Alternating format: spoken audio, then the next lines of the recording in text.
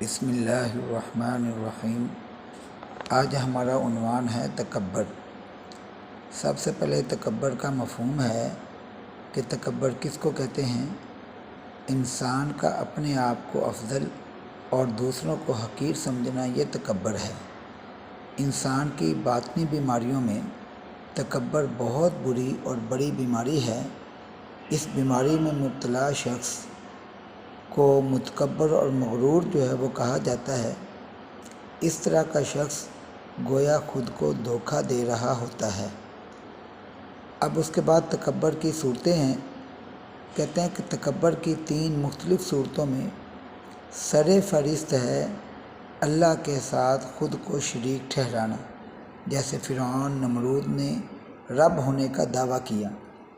دوسری صورت یہ ہے کہ انبیاء اور رسل کے مقابلے میں خود کو بڑا سمجھا جائے، اللہ کی طرف سے مبعوث کی گئی عظیم شخصیات سے بغض رکھا جائے، اس کی اطاعت و پیروی نہ کی جائے۔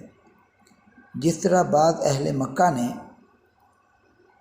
نبی صلی اللہ علیہ وسلم کی نبوت کا انکار صرف اس لیے کیا کہ وہ بنو ہاشم کے خاندان میں جناب عبداللہ کے گھر ایک یتیم بچہ بڑا ہو کر کس طرح نبوت کا دعویٰ وہ کر سکتا ہے۔ اس کا موقف تھا کہ نبوت کسی بڑے شہر میں کسی بڑے آدمی کو اور مالدار آدمی کا حق ہے۔ اس اعتراض کو قرآن پاک نے اس طرح بیان فرمایا، اور وہ کہنے لگے کہ یہ قرآن کیوں نازل نہیں ہوا مکہ اور طائف کی 2 بستیوں میں سے کسی بڑے آدمی پر۔ تکبر کی تیسری صورت یہ ہے کہ دوسرے انسانوں کے مقابلے میں خود کو بڑا تصور کیا جائے اور انسانی مساوات کے تصور کو قبول نہ کیا جائے۔ انسان کے اندر تکبر بعض اوقات کثرت علم سے پیدا ہوتا ہے، اور بعض اوقات عبادت و ریاضت، مال و دولت کی کثرت، حسب و نسب پر فخر، عہدہ اور منصب، کامیابی اور کامرانی کے حصول، حسن و جمال، قوت و طاقت کی وجہ سے پیدا ہوتا ہے۔ تکبر کرنے والا جنت میں نہیں جائے گا، اور اس کے بارے میں اللہ تعالیٰ کا ارشاد ہے کہ وہ آخرت کا گھر جسے ہم نے بنایا ان لوگوں کے لیے جو زمین میں نہ بڑائی چاہتے ہیں نہ فساد، اور نیک انجام پرہیزگاروں کے لیے ہے۔ تو اس کے بعد نبی صلی اللہ علیہ وسلم کا ارشاد ہے کہ جس شخص کے دل میں رائی کے دانے برابر بھی تکبر ہوگا وہ جنت میں داخل نہیں ہوگا۔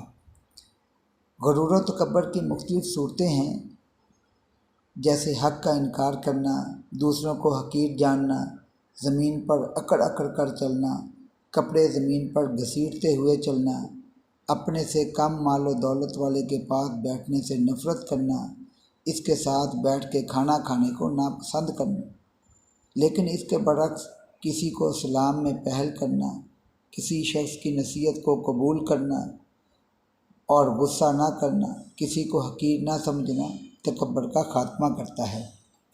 انسان کے دل میں عاجزی کے جذبات وہ پیدا ہوتے ہیں۔ اللہ تعالیٰ نے جب فرشتوں کو حکم دیا کہ آدم کو سجدہ کریں تو ابلیس نے انکار کیا، اور اس کے انکار کی وجہ یہی تکبر تھا۔ اور اللہ تعالیٰ نے قرآن پاک میں ارشاد فرمایا کہ یاد کرو جب ہم نے فرشتوں کو حکم دیا کہ آدم کو سجدہ کرو تو سب فرشتوں نے سجدہ کیا سوائے ابلیس کے کہ اس نے انکار کیا اور تکبر کیا اور کافروں میں ہو گیا۔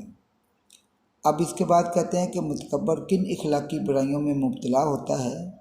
کہتے ہیں انسان جب تکبر میں مبتلا ہو جاتا ہے تو اپنی جھوٹی انا کے تحفظ کے لیے برے اخلاق کا سہارا لیتا ہے اور ایسا طریقہ اختیار کرتا ہے جو اس کی خود ساختہ عزت کو بچا سکے۔